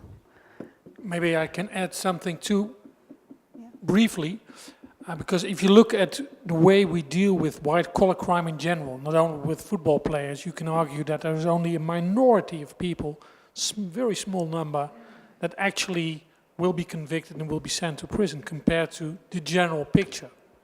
So it would be amazing in that respect, because most cases, if you look at the whole procedure, starting from a sentence and then appeal, and if you look at the whole procedure, that in most cases, either it's being settled, people are not being convicted. So generally speaking, it would be, well, amazing if he would be incarcerated. Okay. Far behind, yeah, and then you. Yeah. Thank you. Hello. So I'm from Argentina. I live in London, but I wish to be a little bit of a devil's advocate. We have, for many years, absolutely relied on third-party ownership to sustain the football industry. Most of our clubs couldn't possibly afford to buy and sustain players at European market prices, and the industry relies 100% on the sale of elite players to Europe. So I'm very interested. First, I've always thought third-party ownership just being decreed unacceptable by Europe has had no impact, because either an agent buys the rights of the player, or we have had suggestions of various investment funds or privately owned consortiums of people to support and own the rights of the players. And the main propeller of this is our current national president, Mauricio Macri, who developed this idea when he was a club chairman with an agent who he has now appointed as head of the Secret Service in Argentina. So we will never escape, or at least for the time being, the amount of interest and power that relies on owning the rights to these young talents. And I'm very interested to hear about the minors as well, because obviously we don't want to trade children internationally. We don't want to think of the athletes as assets, but at the same time, the most valuable time for these exports is in their youth. So I think this has been a fascinating panel, and I'm interested to hear from all of you first of all, how realistic is it to just criminalize the way the industry works? And secondly, how can we help to protect these children, but also allow them to become rich? Because often the wages and the sponsorship and image rights are paid directly into offshore companies by the clubs who hire them or by the companies. So they are, in a way, still pawns in the game. Sorry, I'm going on, but I just wanted to hear your thoughts on this, because as I say, I think to abolish third-party ownership is just impossible from our perspective. And we supply the best talent, and we totally depend on that. Okay, thank you, Will, first. Well, first of all, we have professional football for 150 years now, and we did without TPO for a very long time, and then in this period, football was sustainable. Looking at the phenomenon of TPO, it is invented in South America, and I think it is a kind of hoax. It is an invention to trade federative rights, and well, the phenomenon has gone to Europe now, but still you can debate about the validity of the construction there is. And I understand that, many South American countries, but there are also other countries in South America who don't have the TPO. So it must be possible to have a system without TPO. And as I explained before, there are other professional sports in the world, and in fact, all other professional sports in the world, they do without a transfer system, and TPO can only exist because of the transfer system, because if you don't have a transfer system, you can't have TPO as well. And I think that Professor Kassen can also explain why we don't need a transfer system and why we don't need a TPO. There must be other solutions, and there are solutions possible which are much more human, looking at the perspective of players and especially for minors, because what's happening now is simply not acceptable. About the TPO from an economic perspective, how do you see this phenomenon? I just want to add something to what Will is saying. And I think it's a mistake to think that Argentinian clubs and Argentinian players profit from TPO. I think that's no longer the case.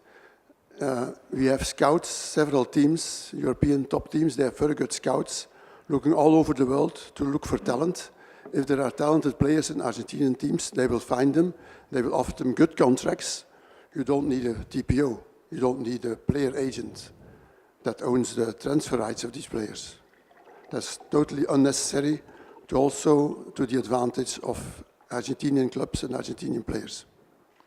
But Mr. Kassen, how you see TPO in general, from an economic perspective, do we have to just forbid this kind of investment in players, or is it more a human rights issue?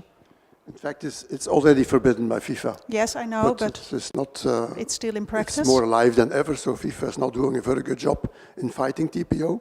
Mm-hmm. Maybe they don't want to have it disappeared. I'm not sure, but I don't trust FIFA, and I think for good reasons. If you look what happened in FIFA over the last years. Do we need to criminalize it? Because now we're looking for the sports structure to solve this kind of problems, mm-hmm. But we see it's not working. So do we have to set other rules? I repeat what I said a few minutes ago, just abolish the transfer system, and TPO is gone as well.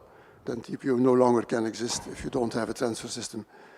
And only these player agents are the only ones who want to keep the system alive. Because it's bad for football, too much money is disappearing from football because it disappears in the pockets of the player agents, so that's not good for sports. Can I play devil's advocate for a moment? Because it's an interesting idea to abolish the whole idea of transfers, but is it feasible in the first place? The economic powers at stake are enormous.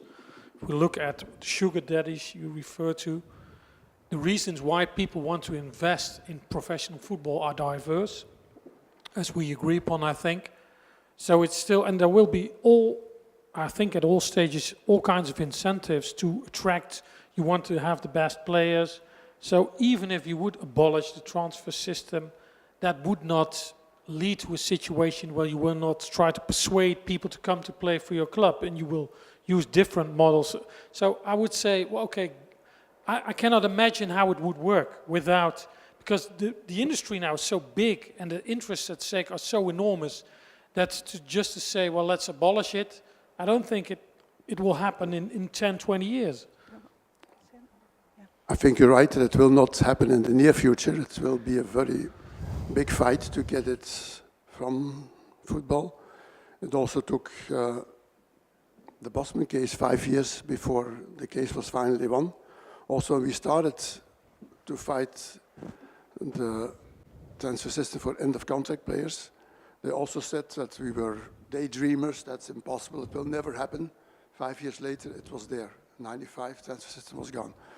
Why don't we use the same system, player market system, as we have in other industry? Players and teams, they just sign a contract. And of course, the best teams, they will offer the best contracts. So still the money from sugar daddies can still be used to offer better contracts to the players. So you don't need TPO or you don't need a transfer system for that. And then these contracts should be honored. They should be honored in the sense that you cannot break a contract one-sided. If you break a contract one-sided, you should be punished. You should not be punished by a money fine. Because if you punish players by a money fine who break the contract, then you introduce the transfer system by the back door, of course. Because the new team will pay the fine. And also, a player who is breaking a contract one-sided should be punished by suspension for a number of games or for the rest of the season. Then he will think twice before he breaks the contract. If a team breaks the contract unilaterally, it should again not be punished by a money fine, but it should be punished by a loss of points in the ranking or by relegation to a lower division. then I don't see how many teams will break contracts. So contracts are contracts also in sport. It happens at the other industry, you have the same system. You have a free market that works since Bosman, where players can move around between European clubs. So this transfer system is completely unnecessary. I don't see what good it does to sport. I really don't see it. And I'm still waiting for one good argument from whoever to tell me why should we have a transfer system in sports. For the education of youth players, they say, in law. Oh, that's the point where, when I wrote this article about the abolition of the transfer system, I also said we should protect smaller teams who train young players and then they leave without any compensation. That's true, but this can be solved in a much better way. And I think also even the European Court of Justice was not very creative in handling the case of this player from Lyon, Bernard, I think was his name, Bernard, yeah. in 2010, because you know Bernard was a player from Lyon who wanted to go to a Premier League team, but he had a training contract with Lyon. And he was at the end of his training contract.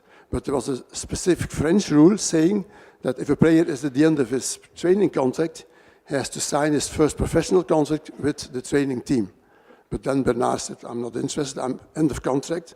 And he referred to the Bosman verdict. He said, end of contract is end of contract, I can do whatever I want. The French law is the French law, but it doesn't apply to European teams. So he went to Newcastle, if I got it right, yeah, without any transfer fee. Then this case also ended up with the European Court of Justice, and they didn't know what to do with it. They said on the one hand this, and on the other hand this, but there was no solution. And the solution was fairly simple. They should have to disentangle the transfer of a player from the compensation of youth training. Now they do as if you only have to pay for youth training if you transfer a player. No, we should separate the two. Transferring players is one thing, compensation for youth training is another thing.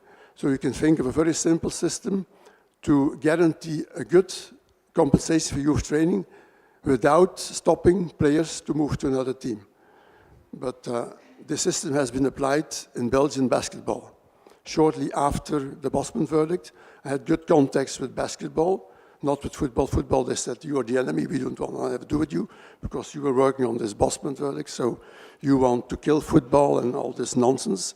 But then the people from basketball were much more intelligent than the people from football. They said, let's see what we can do to preserve youth training if you have this abolition of the transfer system. And then there was a very simple system. They said every team has to contribute a certain percentage of its budget to a youth fund. Then the league is redistributing that money among all the teams, depending on the quantity and the quality of their youth training. So they had several parameters measuring quantity and quality of youth training, and then the teams, large teams, for basketball teams in Belgium, but large in basketball is still small in Belgium, they had to spend a large amount of money to this fund, but they didn't care about youth training, so they didn't receive anything from the fund. Then smaller teams who made a lot of effort to invest in youth training, they only contributed a small amount because they had a small budget, but they received a lot of money from the fund. Yeah. And even if basketball is a small sport in Belgium, this youth fund was €2 million.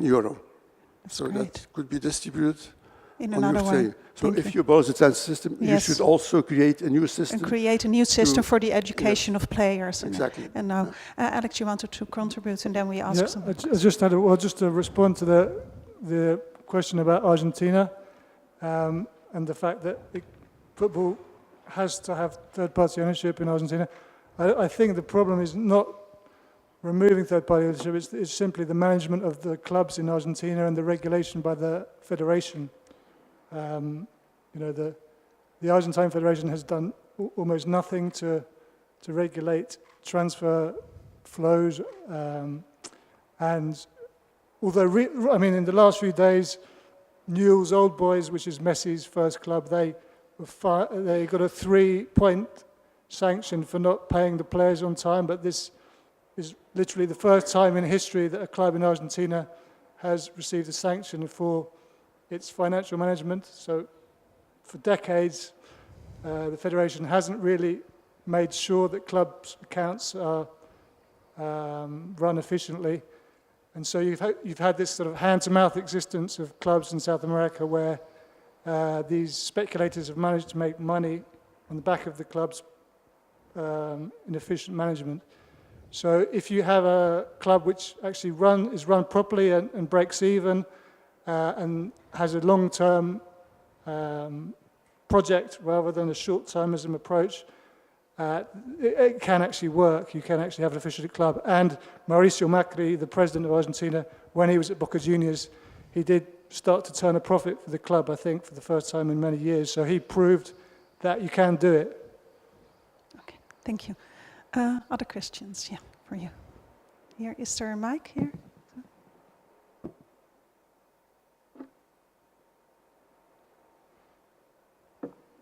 Yeah, my name is Christian Müller. I held a presentation yesterday.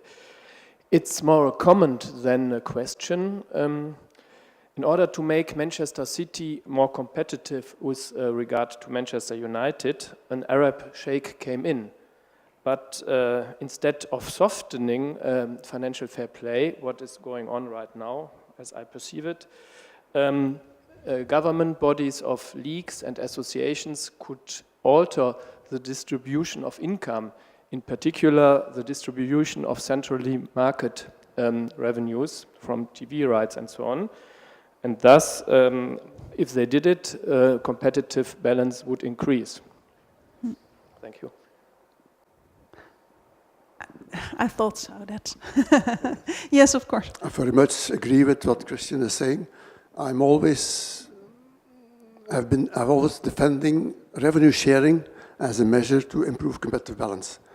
In the United States, they had shown that revenue sharing does not improve competitive balance because of this invariance proposition, as they called it.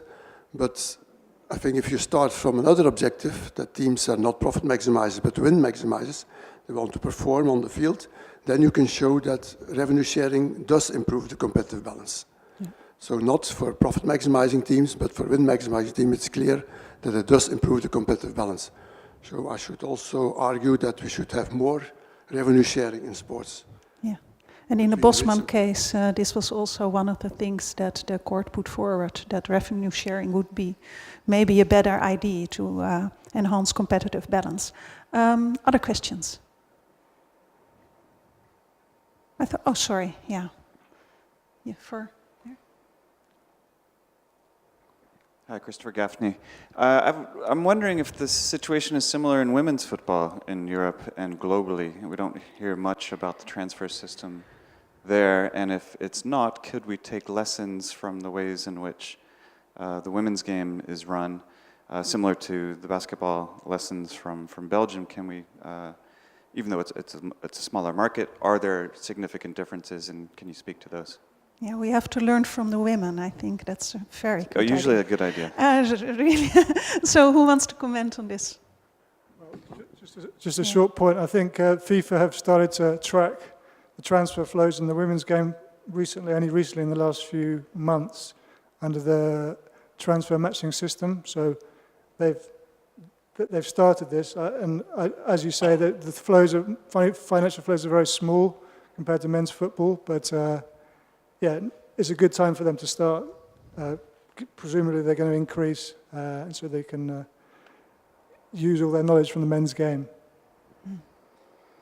Are there more questions? You know, there is...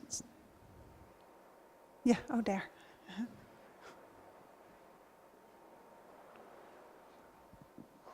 Good day, Edwin Schoon, NOS, the Netherlands. I wonder how each of you thinks of the construction that Paris Saint-Germain used to attract Neymar from Barcelona. How do you look at this development? Maybe Will to ask first. Maybe you can just tell the audience what happened a little bit. Well, they made Neymar ambassador of the World Cup in Qatar for a certain amount, and he bought off his contract from Barcelona and then came to Paris, which is, I think, an innovation. Yeah, it is. But you can look at it different ways. I wonder how the gentlemen look at this construction. Okay, Jeppe, maybe? Oh, Will first, yeah? Well, looking at the Neymar transfer, it's obvious that this was a kind of a trick just to get him away from Barcelona, where the dispute was around the sponsor contracts. And well, here you see that there's the money which is involved. It's not coming out of football, it's just from outside. And it's not controllable by the football authorities. So you could say, well, if you allow this, this would be problematic. But looking at the regulations, I'm sure that at least 10 law firms have looked at this way to construct it, and I think they just tried to be inside the regulations of FIFA in order to have this arranged. And you saw the next transfer for Mbappé, just like that. There's also a peculiar construction, but still it seems to be within the rules of FIFA. Yeah, I just wanted to mention the Mbappé transfer as well. At the same time, Paris bought another very expensive player, Kylian Mbappé, but in fact they only loaned him and agreed on the transfer fee 1 season ahead. And this is obviously a way to cheat the rules of the financial fair play. It really undermines all the mechanisms put in place to control the transfer market and the money flows in football. So this is definitely, and especially also, you can boost a man's salary that way, and it will not be in the accounts of the club. It's a very dangerous road to walk on, because it will basically, yeah, just put out of place every mechanism made to control this. So yeah, it's dangerous. Does it come down to that the rules and regulations are not sufficient for all these innovations, to say euphemistically, or does it come down to the question who has the money to pay the best lawyers? The last one. I see this game, the cat after the mouse game, as pretty much the same as in doping. There will always be someone ahead of the other because it's beneficial to do it that way. So, and yes, the clubs have the best lawyers. They have massively good lawyers, and they have big legal departments, or they just hire in consultants who are the best in their field. So yes, that's the way I see it, at least. Well, if I may add that, well, those examples of Neymar and Mbappé are, I would say, very embarrassing for European football, for UEFA and for FIFA, because I showed very briefly the objectives of financial fair play, and what you see here, the general idea is, okay, it may be according to the law, because law firms have been looking into it, so it seems to be at least legitimate from that point of view, but it's completely in contrast with what the objectives are. And if you look at, in every country, there are national associations, and in France there is a specific Direction Nationale that looks into all the contracts and looks at where the funds are coming from. You may wonder, well, how do they assess this kind of transfers? If you only look at, well, the letter, the law, as it's been written down, then I would say, yes, maybe they have found the loopholes and they have found the ways how to deal this kind of thing, but it's completely, well, contrary to the general objectives of financial fair play. So the way they have assessed this, and I don't know, I'm interested to look into that myself, their line of reasoning, because it's a very odd, strange thing. Thank you. Are there any more questions in the audience? Yeah, here.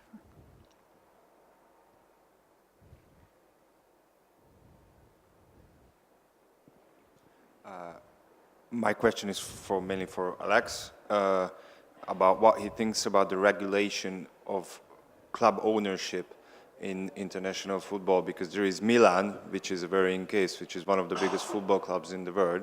And it was bought by a Chinese investor who person didn't even have the money to buy the club, so he had to loan money from I think some sort of a fund.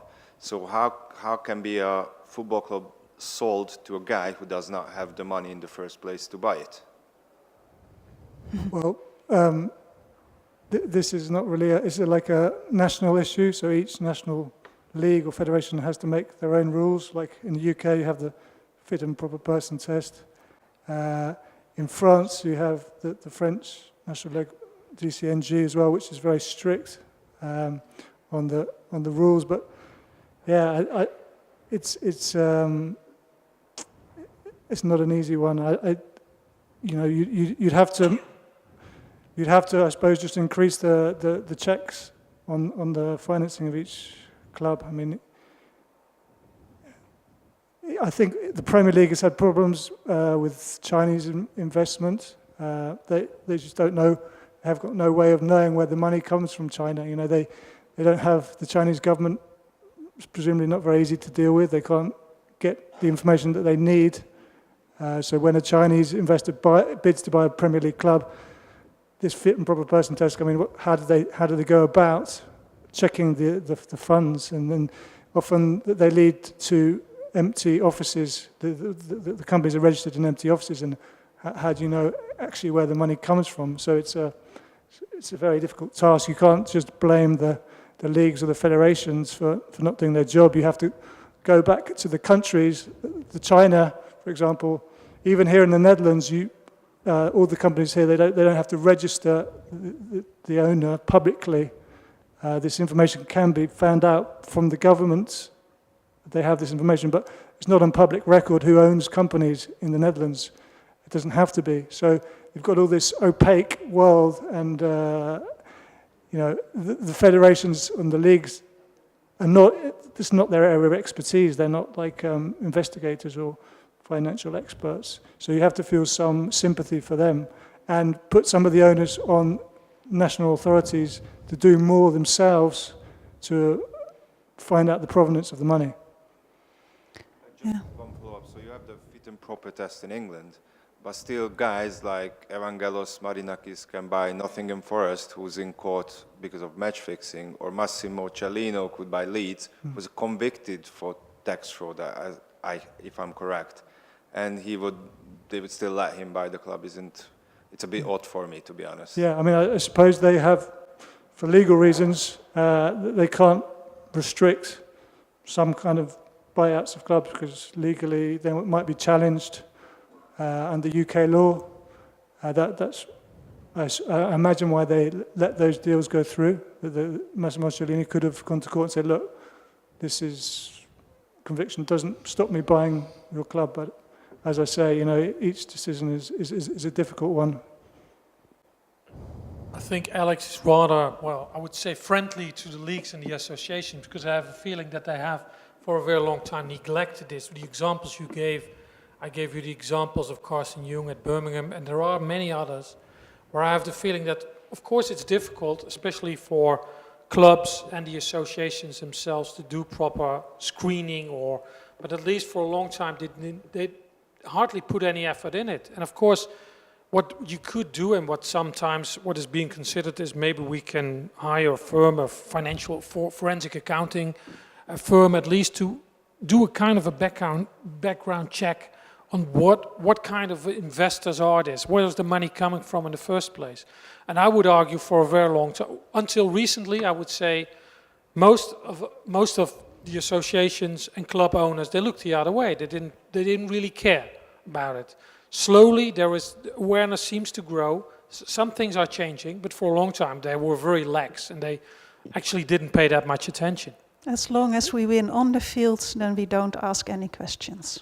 Yeah. When I was researching my book, we spoke to Gianni Infantino when he was at UEFA a few years ago, and there were these UK companies that were buying the transfer rights of players, and they were anonymous. The ownership was not known, so we didn't know who was buying the transfer rights. And we told him about it, and he said, "Look, there's not much we can do at UEFA because, we can't go to the UK government and say, can you tell us who the owners of these companies are?" They said, so that's one of the reasons that third-party ownership was stopped, because football authorities didn't know or couldn't. They said they weren't powerful enough to stop it themselves. They couldn't investigate themselves. It could have been an easy excuse, but that's the excuse they were using. And I think maybe we'll even look too much to what the sports world can do itself, because I think in the end maybe we can also look at the financial industries, and there we have all kinds of regulations in place, and there we want to know who the ultimate beneficial owner is. And then of course it's also a task maybe from government to do a little bit more about this. I think it's is it the last question? Yeah, the last question there at the end.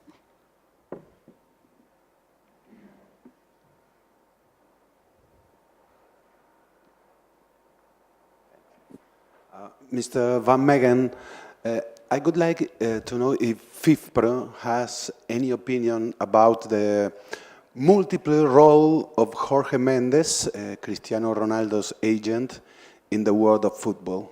It is good for FIFPro? You only can say no. In fact, that's the answer. It's rather complicated, but in fact, we are not happy with it, no. So, yeah, we come at the end of this session, and I thank you all for being here, taking part in the discussion. I thank, of course, everyone on the panel, especially because it was on short notice, Professor. Yeah, basically for me, I feel a little bit sad when I hear all these kind of stories, and what I want to do right now is just watch a simple game, you know, not football, but just young children playing somewhere, you know, and feel a little bit more joy about the game again. So thank you, and we see you maybe this afternoon. Bye-bye.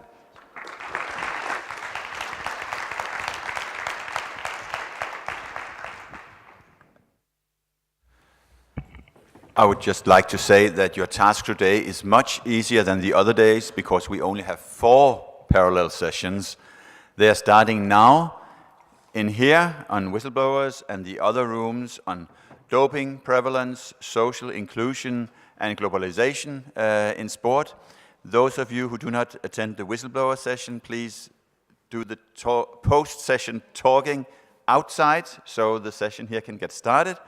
And thanks for being so energetic also at this difficult hour of the conference. We hope you will keep the energy burning until, well, late this evening. Bye.